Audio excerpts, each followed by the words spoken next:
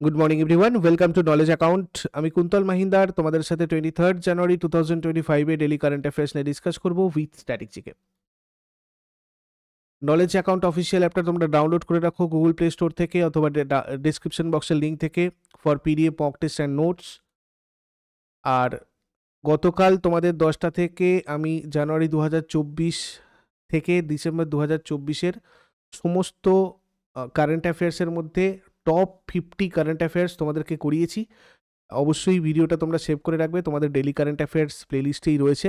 যে কোনো পরীক্ষার আগে একবার করে রিভিশন দিয়ে নেবে। আর পুরো কারেন্ট অ্যাফেয়ার্সের পিডিএফ তোমাদের দুটো পার্টে, তার সাথে কারেন্ট অ্যাফেয়ার্স রিলেটেড যা যা টেবিলস হয় সেগুলো, আর স্ট্যাটিকজিকের টেবিলস, পোর্ট 4খানা A4 সাইজের পিডিএফ, এবং তার সাথে 2024 কারেন্ট অ্যাফেয়ার্সের মক টেস্ট, 2023 কারেন্ট অ্যাফেয়ার্সের মক টেস্ট একদম সাজেস্টিভ। আর স্ট্যাটিকজিকের মক টেস্ট 1000+ কোয়েশ্চেনের তোমাদের এই কারেন্ট অ্যাফেয়ার্সের অ্যান্ড স্ট্র্যাটেজিকের পিডিএফ আর মক টেস্ট বান্ডিলে দেওয়া হয়েছে, যেটা তোমরা পাবে আমাদের অ্যাপের কোর্স সেকশানে, ইবুক সেকশানে কিন্তু নয়।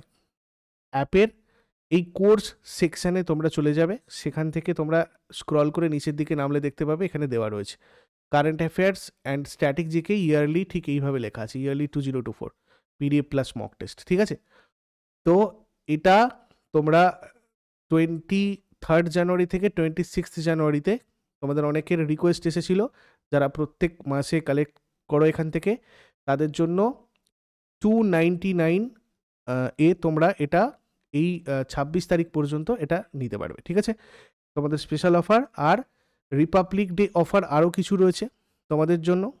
জয় হিন্দ কুপন কোডটা ইউজ করে Aryabhatta batch, Paramanu batch, Paribartan, Prapti, bullet, SSC plus, railway combo, WBPSC clerkship, main descriptive batch যেটা রয়েছে, epiphany, general studies foundation batch 2, এই সমস্ত ব্যাচে তোমাদের কিন্তু এই অফারটা থাকবে 23 জানুয়ারি থেকে 26 জানুয়ারি পর্যন্ত।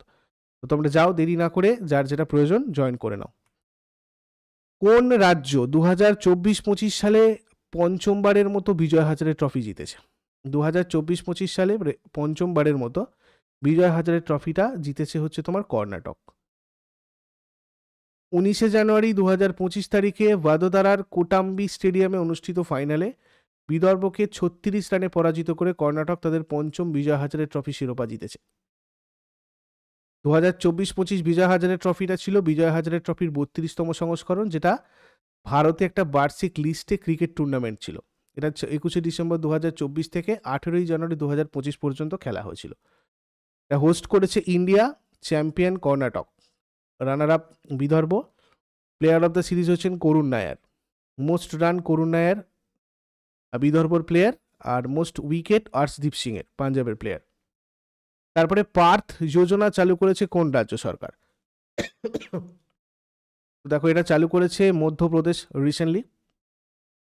পার্থ প্রকল্পটা মধ্যপ্রদেশের যুবকদের জন্য নতুন কর্মসংস্থানের সুযোগ আনবে।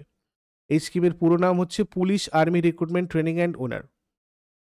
অর্থাৎ এই প্রকল্প মোট কথা যুবকদের পুলিশ, সেনাবাহিনী, আধা সামরিক বাহিনীতে নিয়োগের জন্য প্রস্তুত করবে। আর এই প্রশিক্ষণ তাদের শুধু শারীরিক নয়, লিখিত পরীক্ষার জন্য প্রস্তুত করবে। মধ্যপ্রদেশের গঠন 1956-তে হয় 1 নভেম্বর। রাজধানী ভোপাল, কোনো আন্তর্জাতিক সীমানা নেই। 5টা রাজ্যের সাথে সীমানা রয়েছে: উত্তরপ্রদেশ, মহারাষ্ট্র, ছত্তিশগড়, গুজরাট আর রাজস্থান।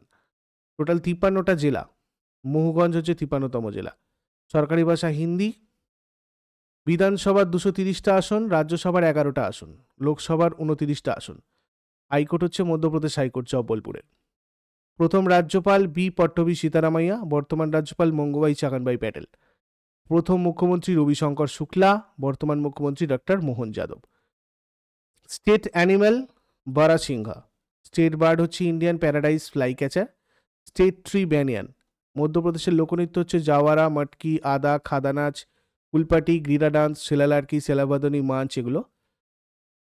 ন্যাশনাল পার্ক যদি দেখি, বান্ধবগড় ন্যাশনাল পার্ক মধ্যপ্রদেশের, Kanha national park, Sanjay national park, Mandla national park, Vanvihar national park, Panna national park, Pench national park, Satpura national park, Madhav national park, এগুলো হচ্ছে তোমার মধ্যপ্রদেশের ন্যাশনাল পার্ক।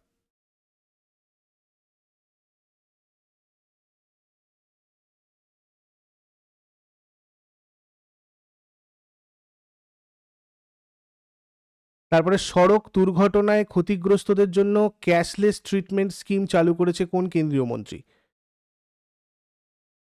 তো এটা চালু করেছে নীতিন গাডকারি। কেন্দ্রীয় মন্ত্রী নীতিন গাডকারি সড়ক দুর্ঘটনায় ক্ষতিগ্রস্তদের আর্থিক সহায়তা প্রদানের জন্য নগদবিহীন চিকিৎসা প্রকল্প চালু করার কথা ঘোষণা করেছেন। এই স্কিমের অধীনে সরকার 7 দিনের জন্য 1.5 লক্ষ টাকা পর্যন্ত চিকিৎসার খরচ কভার করবে যদি পুলিশকে 24 ঘন্টার মধ্যে দুর্ঘটনা সম্পর্কে অবহিত করা হয়। তারপরে ভূতাপীয় শক্তি সম্পদ উন্নয়নের জন্য কোন ভারতীয় রাজ্য আইসল্যান্ডের সাথে অংশীদারিত্ব করেছে? উত্তরাখণ্ড করেছে। এই অংশীদারিত্বের মাধ্যমে রাজ্যটা ভূতাপীয় শক্তি প্রযুক্তিতে আইসল্যান্ডের দক্ষতাকে কাজে লাগিয়ে ভবিষ্যতে পুনর্নবীকরণযোগ্য শক্তি উৎপাদন এবং পরিবেশ সংরক্ষণে অবদান রাখতে চায়। আইসল্যান্ডের রাজধানী রেকজাভিক, সরকারি ভাষা আইসল্যান্ডীয়, মহাদেশ ইউরোপ। তারপর 2025 সালের ইন্ডিয়া ওপেন ব্যাডমিন্টনে পুরুষদের একক শিরোপা কে জিতেছেন? জিতেছেন ভিক্টর অ্যাক্সেলসেন। ডেনমার্কের ভিক্টর অ্যাক্সেলসেন ইন্ডিয়া ওপেন ব্যাডমিন্টন 2025-এ পুরুষদের একক শিরোপা জিতেছেন।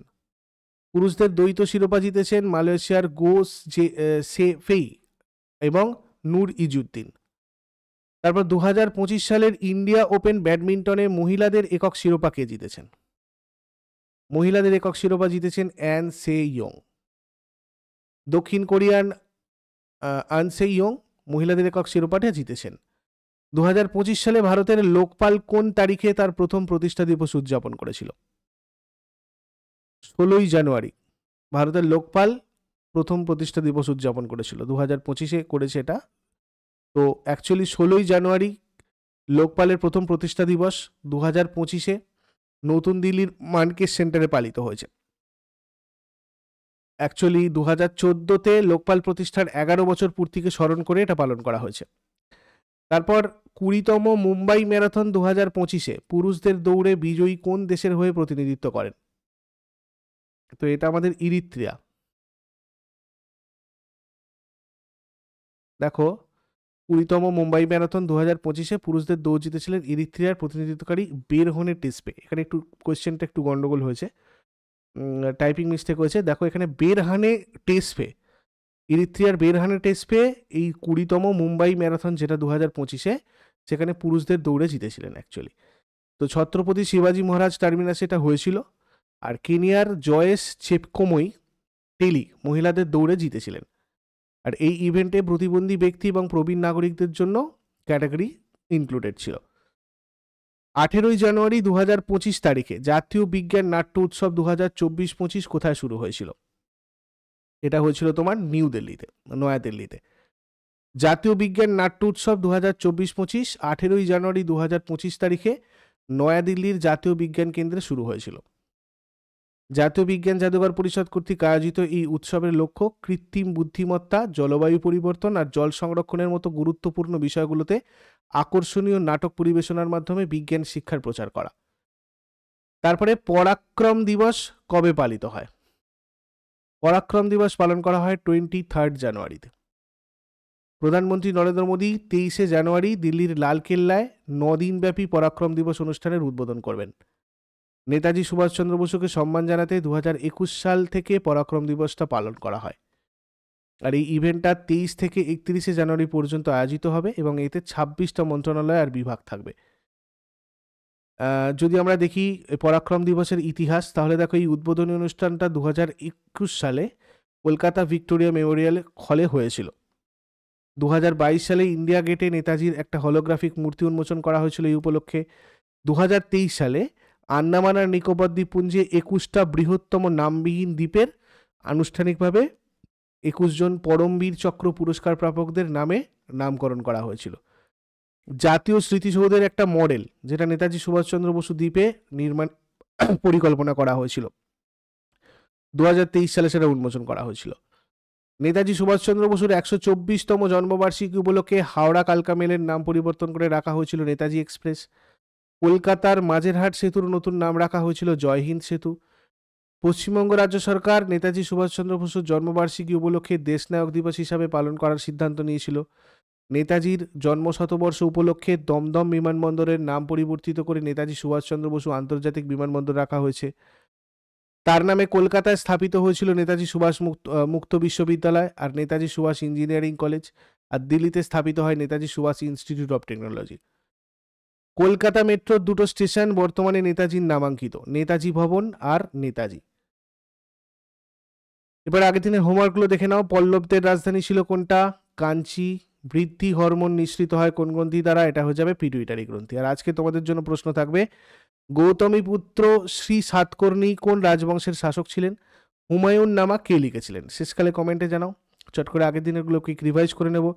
যারা যারা লাইভে রয়েছে দেখো 22 জানুয়ারি 2025 গুলো উত্তর ঠিকঠাক করতে পারছো কিনা।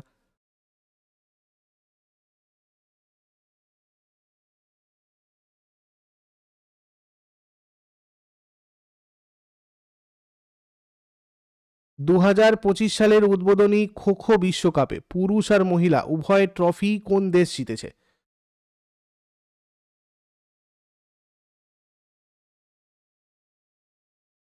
ভারত জিতেছে।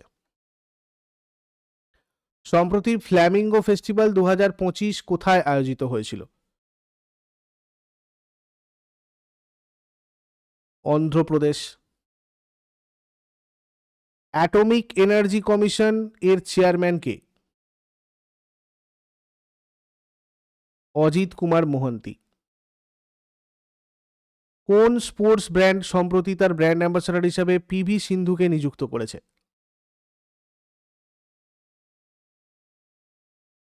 Puma India. ওড়িশা সরকার জরুরি অবস্থার সময় কারাগারে বন্দী ব্যক্তিদের জন্য কি মাসিক পেনশন ঘোষণা করেছে? 20,000 টাকা। ভারতীয় সেনাদের বীরত্ব আর আত্মত্যাগের প্রতি সম্মান জানাতে প্রতি বছর 15ই জানুয়ারি ভারতীয় সেনা দিবস পালিত হয়। ভারতীয় সেনা দিবস 2025-এর থিম কি? সমর্থ ভারত, সক্ষম সেনা। জেফ বেজোসের কোম্পানি ব্লু অরিজিন প্রথম অরবিটাল রকেটের নাম কি? ব্লু অরিজিনের তৈরি করা প্রথম অরবিটাল রকেটের নাম অ্যাটলাস 5। আদানি গ্রুপ ছত্তিশগড়ের জ্বালানি আর সিমেন্ট প্রকল্পের জন্য মোট বিনিয়োগ করেছে 65,000 কোটি টাকা। কোন দেশ সম্প্রতি টিকটক নিষিদ্ধ করেছে? মার্কিন যুক্তরাষ্ট্র। টিকা তৈরিতে অবদানের জন্য কাকে 2025 সালের জন্য ইনসা ফেলোশিপ প্রদান করা হয়েছে? ডক্টর এস কৃষ্ণ এলা। এগুলো ছিল তোমাদের আগের দিনের কোয়েশ্চেন। ইউজফুল বলে মনে হলে লাইক করো, শেয়ার করো, কমেন্ট করে ফিডব্যাক জানাও। আর প্রতিদিন সকাল 6টার সময় ডেলি কারেন্ট অ্যাফেয়ার্সের আপডেটের জন্য নলেজ অ্যাকাউন্টকে সাবস্ক্রাইব করে বেল আইকন প্রেস করে অলে ক্লিক করে নাও। Thank you so much, take care, have a great day.